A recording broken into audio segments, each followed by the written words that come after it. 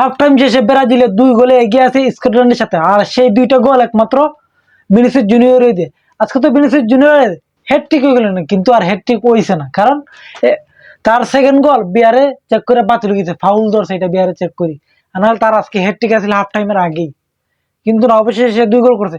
প্রথম গোল যে সময় করে ব্রাজিলে ভিনিসিয়াস জুনিয়র 7 মিনিটে খেলা, এইটা কইতে গিফট পাইছে কইতে ব্রাজিলের গোলটা। তুমি দেখো, আর না হলে এটা এই তোমার স্কটল্যান্ডের গোলকিপার আর ডিফেন্ডারের মাঝে তোমার পাসিং খেলতে খেলতে, ব্যাক পাস খেলতে খেলতে বল লুজ হয়েছে, ভিনিসিয়াস জুনিয়রের পাও বল গেছে, গোল। এর সেকেন্ড গোল যে সময় বিয়ারে বাতিল হয় ভিনিসিয়াস জুনিয়রের, সেটাও ওই গোলকি আর স্কটল্যান্ডের ডিফেন্ডারে পাসিং খেলতে খেলতে বল লুজ হয়েছে, সেকেন্ডটা গোল, সেটা ফাউলের কারণে বিয়ারে চেক হইয়া বাতিল গেছে। কিন্তু 3 নাম্বারটা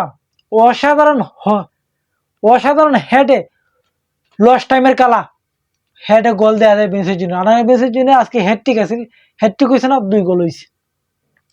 এর মধ্যে আজকে মাতুস কুনায় লাস্টের দিকে একটা বল পাইছে, কিন্তু গোলে কনভার্ট করতে পারছে না, এর দূরে আফসোস।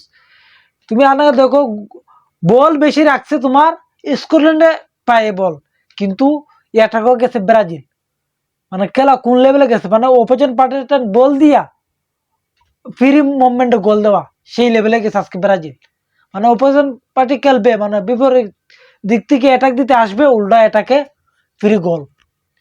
তো আজকে সবচেয়ে আগুন খেলা দিচ্ছে একমাত্র ভিনিসিয়াস জুনিয়র ইউ ওয়ার্ল্ড কাপ হয়ে দিলে পুরো সবটি ম্যাচে আগুন খেলতেছে। প্রথম ম্যাচে গোল, সেকেন্ড ম্যাচে গোল, আজকে 2 গোল।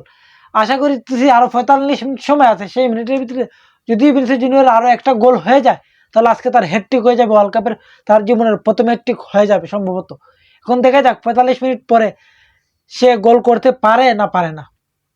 কিন্তু নেইমারে দেখার কথা আছে, কিন্তু নেইমারে আজকেও দেখলাম না, এটা আফসোস রয়ে গেল। আর ফুল হাফ টাইমে বল ডাকছে স্কটল্যান্ডে পায়, কিন্তু গোল খাইছে স্কটল্যান্ডে। তোমার দেখো ব্রাজিলে পাওয়া তো বল আসেন না, তবু ব্রাজিলে 2টা গোল করে পালাইছে, 3টাই ছিল, একটা তো বিয়ারে বাতিল করে দিছে। কিন্তু দিন শেষে একটা কথা বলতে হয়, ভিনিসিয়াস জুনিয়রের খেলা আজকে আগুন দিতেছে, তার পাও বল গেলে যেন গোল হইবার সম্ভাবনাটা 70% তার কাছে থাকে। কিন্তু অন্য যারা খেলতেছে ভালোই খেলতেছে, কিন্তু মাতুস কুনা লাস্টের দিকে কয়েকটা বল পাইছে, গোলে কনভার্ট করতে পারছে না। এইটাই দেখা যাক কোন অবস্থা চলে ম্যাচ। আরো 45 মিনিট আছে, 45 মিনিট পরে বোঝা যাবে যে ব্রাজিল কয় গোলে জিতে, আবার কয় গোলে খেলা শেষ হয়, কয় গোল দিয়ে মাঠ ছাড়ে।